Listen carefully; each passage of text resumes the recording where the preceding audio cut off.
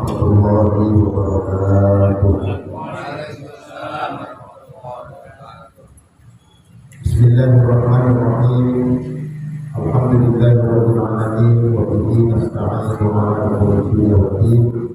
Wassalatu wassalamu ala asyrofil anbiya'i wal mursalin sayyidina wa maulana Muhammadin wa ala alihi wa sahbihi ajma'in. Amma ba'du. A'udzu billahi minasyaitonir rajim. Qul subhanaka la ilma lana illa ma 'allamtana innaka antal alimul hakim. Wa qala rabbi shrah li sadri wa yassir li amri wahlul 'uqdatam min lisani yafqahu qawli. Subhanallahu maulana al-azim. Hadirin jamaah rahmatullah, mari kita awali pengajian kita malam hari ini dengan terlebih dahulu membaca surah Al-Fatihah. Alhamdulillah ila hadrati Rasulillah sallallahu alaihi wasallam wa alihi wa sahbihi wa kulliyatihi wa ibadihi kiram wa ila jami'il awliya wal anbiya wa syuhada wa sholihin wa sayyidina Abdul dan Jilan wa sallallahu ajma'in wa ila jami'il syekhina wa syekhina Rasulullah sallallahu alaihi wasallam Sayyidina Syekh Al-Albani sallallahu alaihi wasallam. أعوذ بالله من الشيطان الرجيم. بسم الله الرحمن الرحيم. الحمد لله رب العالمين الرحمن الرحيم مالك يوم الدين. إياك نعبد وإياك نستعين اهدنا الصراط المستقيم صراط الذين أنعمت عليهم غير المغضوب عليهم ولا الضالين.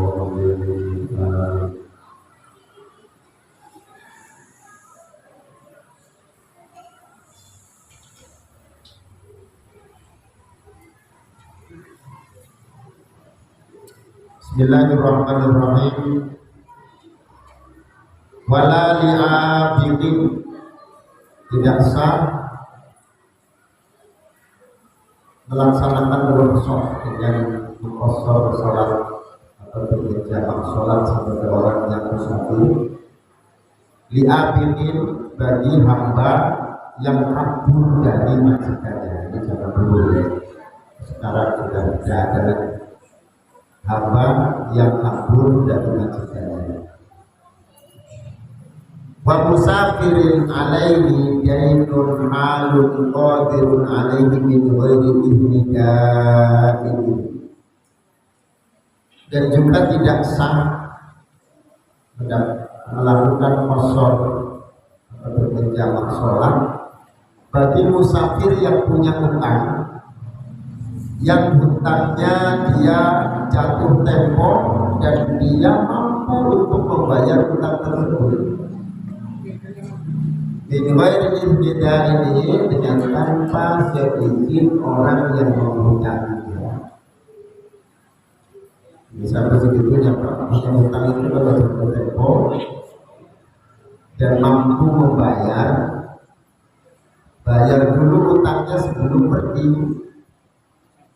Sebab kalau dia tidak melunasi hutangnya dan dia disebut orang yang mampu membayar hutang itu, kepergiannya yang meninggalkan hutang jatuh tempo dan mampu membayar tanpa seizin orang yang menghutang itu tidak menjadikan dia mendapatkan dosa.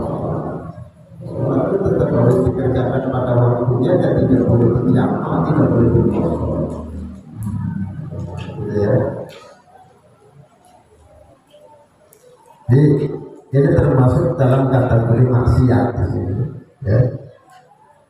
Hamba yang kabur bersama hina izin asyian disafari, maka hamba tersebut dengan demikian maka disebut orang yang maksiat di dalam perjalanannya. Wadhalika ka'abdin abidin min sayyidi wa kamadinin musirin halat dainu alladhi alaihi qabla safarihi wa lam yafihi. Seperti orang yang berhutang sementara dia mampu, dia kaya, ya, dia bisa membayar hutangnya, ya, dan hutangnya telah jatuh tempo, di mana dia belum membayarnya sebelum dia safar, sebelum dia pergi. Walau dia tidak membayar hutangnya.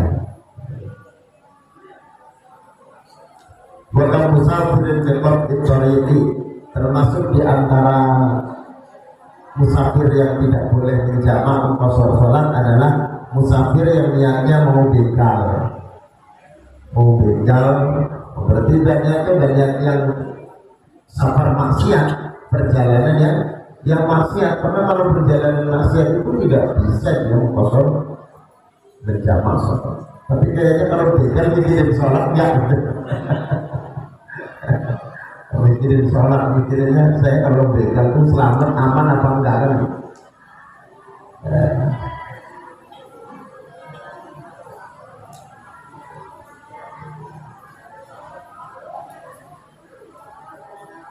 Aw yakuna qalbuhu maksiatan ba'da'an amsa'ahu ta'atan.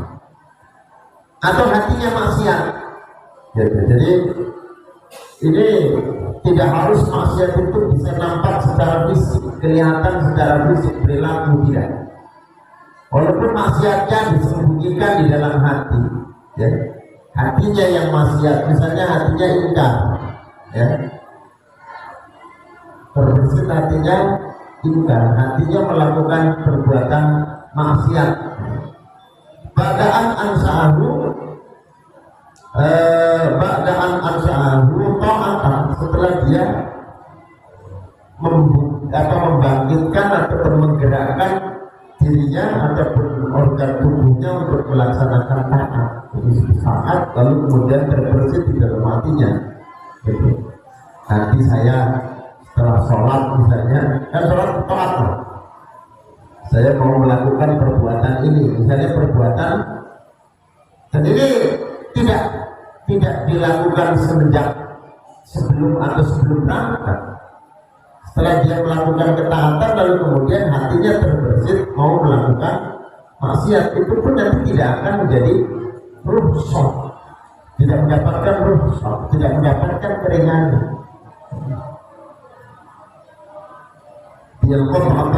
Misalnya setelah dia melakukan taat terus niat, di sini saya mau nyopet misalnya, gitu ya.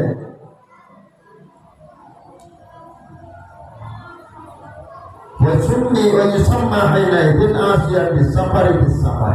Nah, kalau orang yang melakukan seperti itu, dia disebut orang yang maksiat pada saat dia berada dalam perjalanannya. Berarti kan tumbuhnya niat maksiat bukan dari rumah, tapi saat dia sudah melakukan perjalanan, di perjalanannya juga dia melakukan taat, misalnya dia sholat tetap, ya.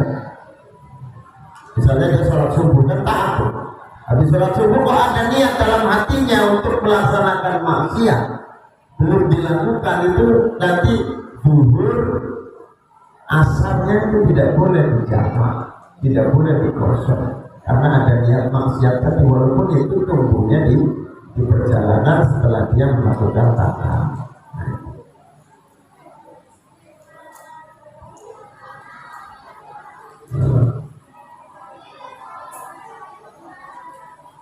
Bahwa al-asir fa'intabal awal bahwa al-asir disafar fa'awal safari ma'alu taubati. Nah, ini masalah. Misalnya di perjalanan dia melakukan maksiat, ataupun dalam hatinya belum melakukan, baru niat maksiat, habis itu istighfar, astagfirullahaladzim, istighfar. Habis melakukan maksiat ataupun hatinya melakukan maksiat, ya, ada niat untuk melakukan maksiat, habis itu tobat, astagfirullahaladzim, alladzi la ilaha illa huwal hayyul qayyum wa atubu ilaihi, aku tobat kepadanya, misalnya begitu. Maka secara otomatis hitungan perjalanannya bukan dari rumah, tapi dari dia tobat. Hitung lagi tuh awal perjalanannya dari situ. Kalau sisanya tidak mencapai masa fatul qasri, ya kira-kira 86 kilometer, nggak sampai, maka berarti dia tidak mendapatkan rukhsah. Jadi ternyata di sini dalam hal niat maksiat itu tidak harus dimulai dari awal. Kalau terjadinya di tengah itu pun akan memotong, ya, akan memotong rukhsahnya. Dia harus memulai dari situ, hitungan keringanannya tidak dari rumah tapi dari semenjak dia taubat. Kalau dia taubat, kalau tidak taubat, ya berarti jelas berarti perjalanannya perjalanan maksiat. Kalau perjalanan maksiat jelas tidak mendapatkan keringanan untuk melaksanakan jamak dan qasar, gitu ya. Fa'ingkana baqiya, fa'ingkana baqiyu qawilan fil rukhsati allati yustaratu fiha tula safari kal qasri wal jam'i aw qasiran fil rukhsati allati la yustaratu fiha jam'i ka'aklil ma'tatil mubari tu'ahus, ya. Maka jika sisanya itu adalah perjalanan yang panjang di dalam rukhsah yang disyaratkan di dalamnya pulsa panjang perjalanannya, seperti contohnya keringanan untuk mengqasar dan jam, ya. Al-qasirun bil rukhsah la yusarfu fiha dzalik, ya. Ataupun perjalanan yang pendek, ya, al-qasirun bil rukhsah allati la yusarfu fiha dzalik ka'amil metri mubalik itu rukhsah, ya. Ataupun perjalanannya pendek, ya, tetapi di situ memang tidak disyaratkan harus perjalanan yang panjang, maka di situ akan ada kesamaan dengan seperti orang yang makan bangkai kalau dalam keadaan terpaksa. Kalau dalam keadaan terpaksa.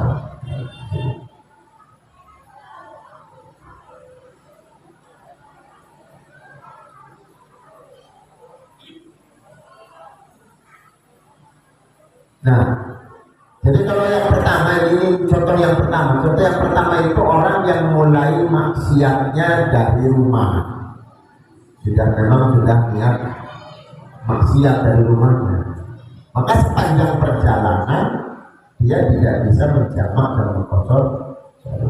Nah, kalau contoh yang kedua, dia melakukan maksiatnya itu di perjalanan, bagaimana? Ya maka akan diukur sisanya.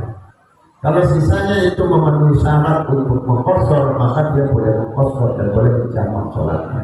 Kalau sisanya tidak, maka berarti tidak boleh menjamak maupun mengqasar sholatnya.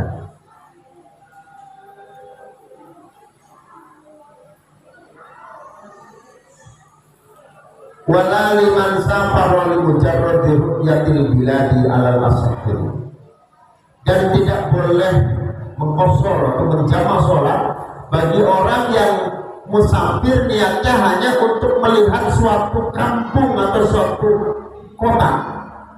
Saya mau ke Surabaya, ngapain? Cuma pengen lihat Surabaya kayak apa.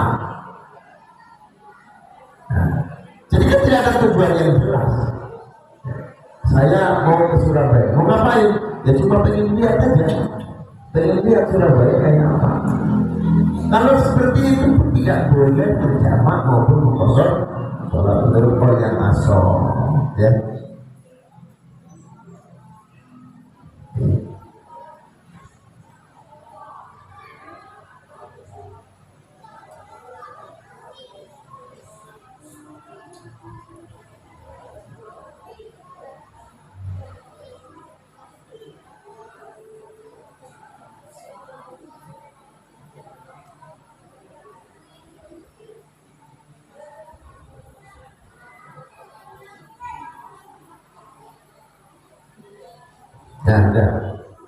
Wa yantahi as-safaru bi'audihi ila watani.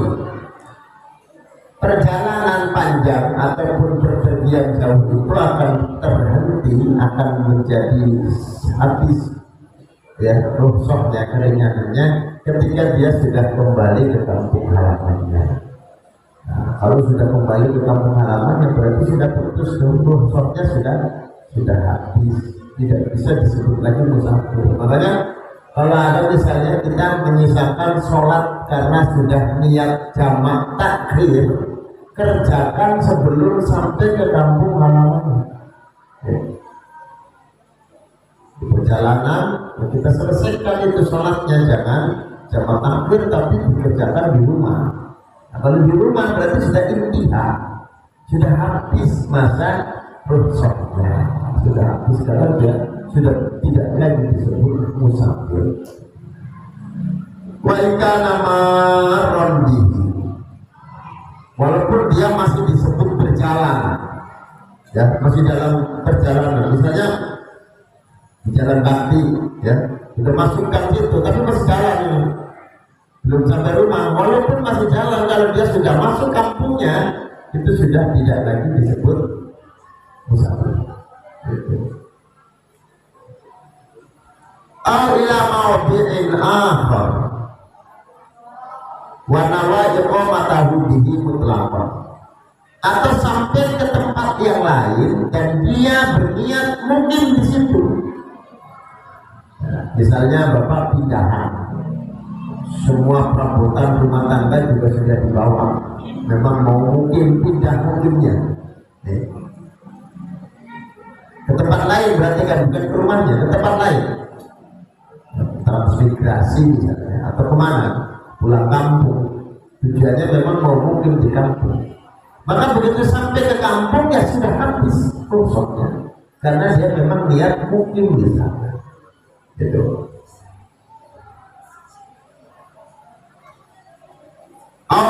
Wanawa iqamatahu bihi mutlaqan, dan dia niat untuk bermukim secara mutlak, ya.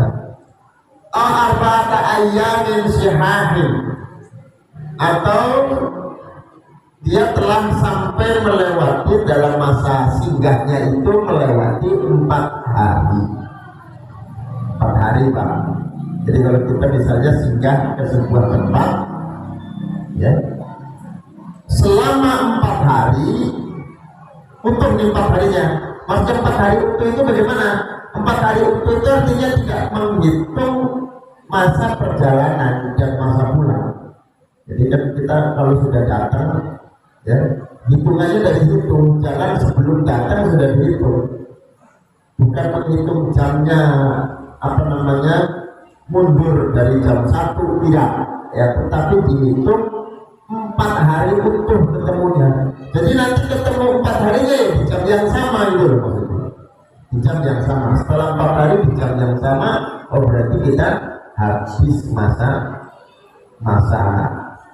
safarnya. Jadi misalnya bapak pergi ke kampung, mana di kampungnya nih, mau ke Tegal ya, misalnya.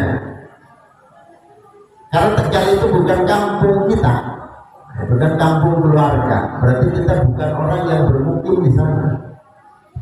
Maka hitungannya sama seperti orang singgah. Ya. Ada kesempatan tetap walaupun kita sudah berada di Tegal seperti yang kita tuju, ya, ada kesempatan tetap setiap harinya boleh menjamak, boleh mengkosong sampai 4 hari, 4 hari waktu ini. Boleh menjamak, boleh mengkosong sampai 4 hari.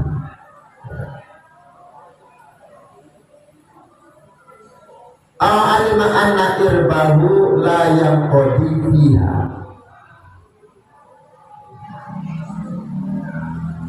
atau dia mengetahui bahwa hajatnya itu tidak akan bisa terpenuhi di tempat tersebut, atau di tempat yang disinggahi itu, ya. Summa in kana yarju husuluhu kulla waqtin qasara 18 yawman. Kalau sampai misalnya kita singgah di suatu tempat karena memang ada tujuan tertentu, ada hajat di situ, dan setiap hari dia mencari apa yang dia akan dapatkan sesuai dengan kebutuhannya, sesuai dengan hajatnya, maka dia masih dapat urusan lebih panjang lagi. Berapa? Sampai 18 hari. Hajatnya belum terpenuhi selama 18 hari itu, dia masih boleh melaksanakan rukhsah. Kalau memang dia masih punya hajat. Ini bahwa rajulil mobil akhar ayat tadi sabaru bimuslihi ila mobil akhar waqad ulima anna irbahu bikasri awali wa sukuni tanihi wa waqatuhuma hajatuhu la yanqadi fiha al-ba'a ayat bi'an ulima baqa'uhu muddatan tazidu ala arba'ati ayatin syahri wa dhalika al-mu'til min hayatil musafirina.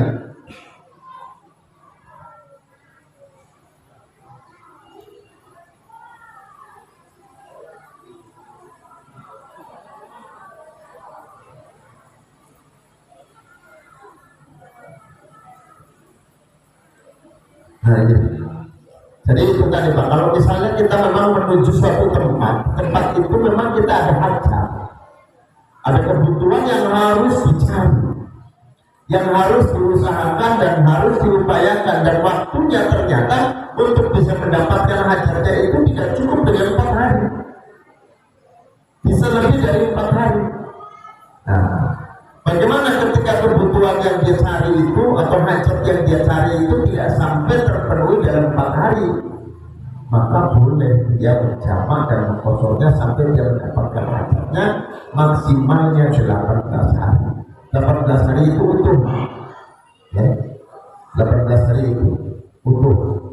Li'annahu sallallahu alaihi wasallam aqamaha ba'da fatih Makkah li harbi Hawazin yuqsirus sholat.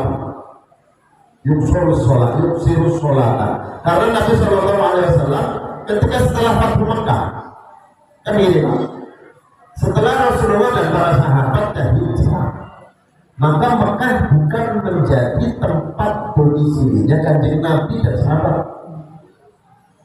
Makkah itu berarti menjadi tempat singgah. Kedatangan Nabi setelah Fathu Makkah berarti bukan Nabi pulang kampung, karena kampungnya Nabi sudah pindah di Madinah. Sama seperti kita di Jakarta, kita punya kampung Pak, kita lahir di situ, di kampung kita.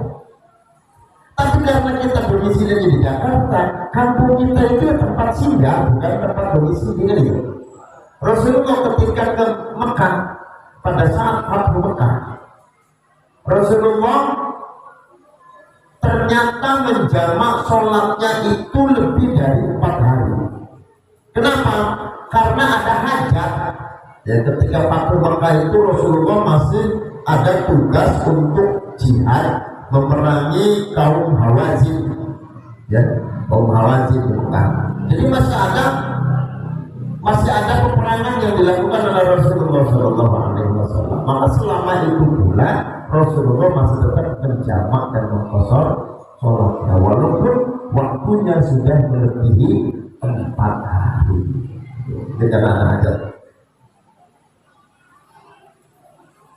Nah, sebagaimana qashar juga berlaku untuk untuk keringanan-keringanan yang lain di dalam perjalanan. Wa surita li qasri niyatin bi qasri li qasri wa surita li qasri niyatu qasri fi taharrumin, disyaratkan, ya, bagi pelaksanaan qashar sholat, disyaratkan harus niat qashar di dalam takbiratul ihram. Jadi kalau Bapak niat menjamak sholat zuhur misalnya dengan asar, tapi ketika takbiratul ihramnya tidak niat mengqashar, maka berarti sholatnya harus dilakukan secara sempurna. Jadi kalau pengen mengqashar harus masuk dalam niat, harus masuk dalam niat. Mungkin barangkali Bapak nanti ada yang berangkat haji sebagai pengalaman Pak Haji atau di Mina itu ada masjid. Kalau misalnya kita melaksanakan sholat bukan di tenda tapi di masjid yang ada di Mina, ternyata di Mina itu di musim haji itu sholatnya tidak dijamak tapi dikosor saja,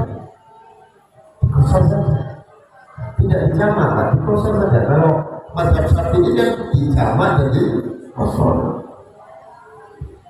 Nah, di Mina tidak bermadzhab Syafi'i, tidak memakai mazhab Syafi'i, sehingga sholatnya hanya dikosor saja. Nah, jika jamaah mengikuti sholat bersama dengan imam, niatnya arba'a rakaat, imamnya mengkosor, ya ditambah lagi 2 rakaat, jadi sampai 4 rakaat. Kenapa? Karena dia tidak niat mengkosor ketika takbiratul ihram.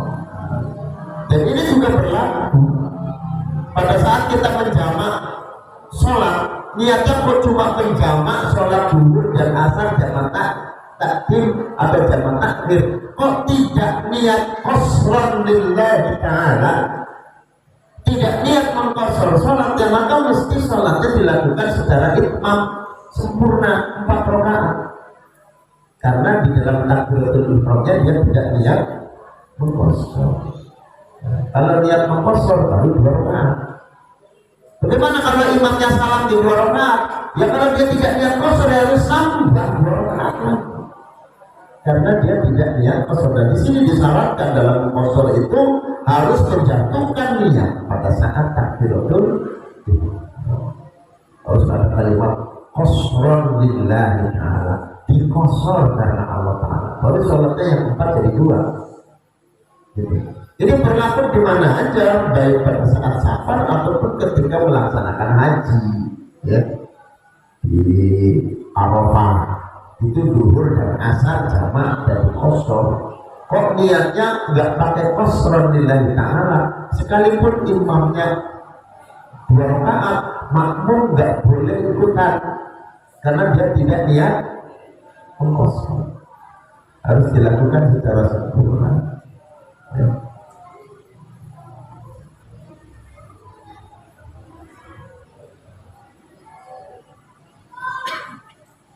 Misalnya nawaitu usolli ad-dhuhra maksuratan, dikosor, maksuratan dikosor atau kosran gitu ya.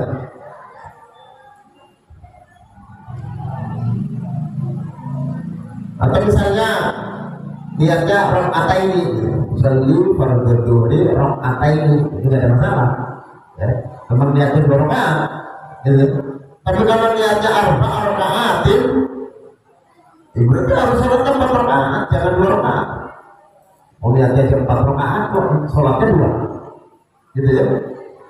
Nah, karena dalam niat kosor itu harus masuk di takbir dalam takbiratul ihram.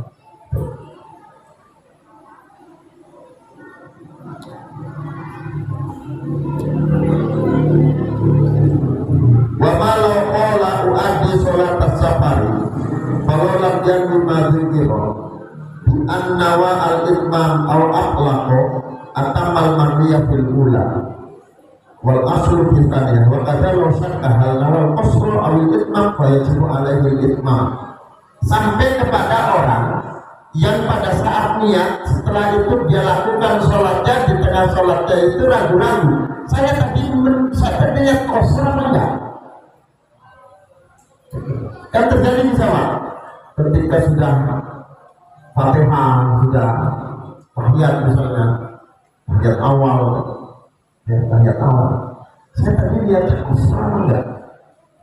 Jangan-jangan tadi enggak niat kosor, syak di situ, ragu-ragu di situ. Maka jika ragu-ragu, wajibu alaihul itmam, dia wajib untuk menyempurnakan. Kalau menyempurnakan berarti 4. Jadi kalau terjadi syak, ragu-ragu, saya tadi lihat kosor enggak, maka dia harus menyempurnakan, harus gitu ya. Jadi ini penting sekali. Kadang-kadang kita sholat itu bertanya sama imamnya, niatnya nggak diberesin, niatnya beresin dulu, ya.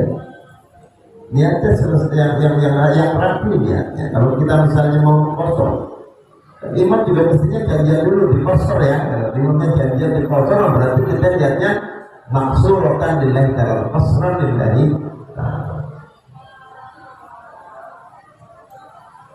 Wa in tadzakkara an qurbin,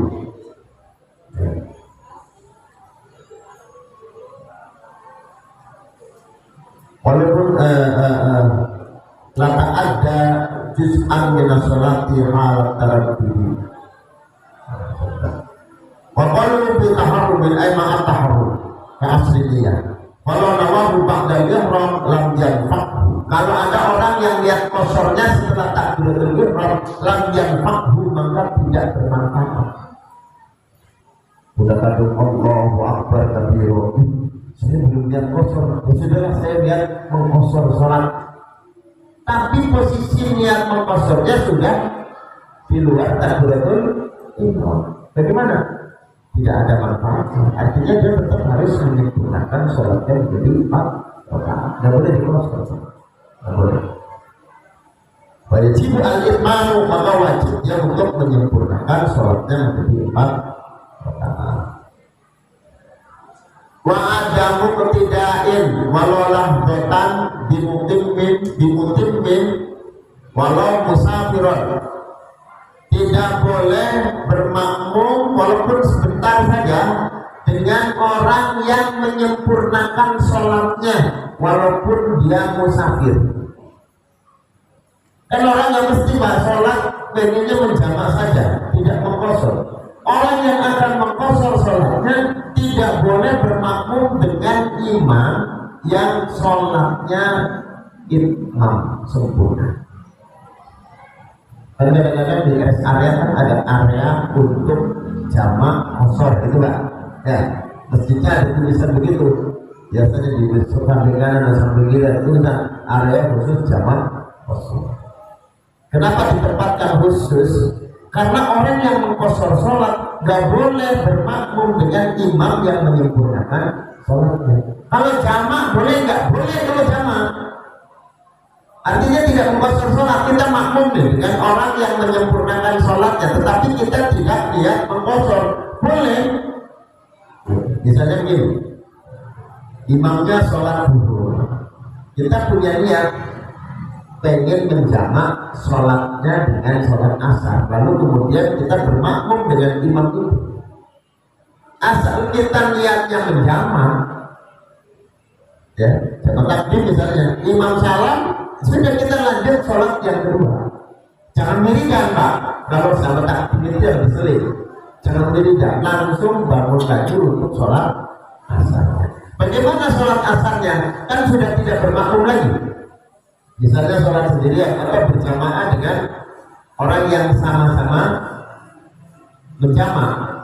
Nah, jadi sholat pertamanya dengan orang yang itmam, sholat yang keduanya karena dia tidak lagi bermakmum dengan orang yang itmam, boleh nggak dia dikosor? Boleh nggak apa? Berarti zuhurnya dia lakukan 4 rakaat, asarnya dikosor. Ya boleh-boleh saja, nggak ada masalah. Asalnya dikosor karena kita tidak lagi bermakmum dengan orang yang itmam. Jadi gitu Pak. Jadi ada jamaah nih, pas mampir jamaahnya banyak pada sholat berjamaah zuhur, imamnya orang situnya, ya imamnya biasanya ya imam yang ditugasi di masjid itu, otomatis kan dia bukan musafir, jamaahnya sholat zuhur, ya sudah kita bermakmum saja, nggak masalah. Tapi kita mesti lihat menjamak kalau ingin menjamak, asal kita jangan mengkosor. Jangan niat mengkosor sholat, sebab tidak boleh orang yang mengkosor sholatnya bermakmum dengan imam yang menyempurnakan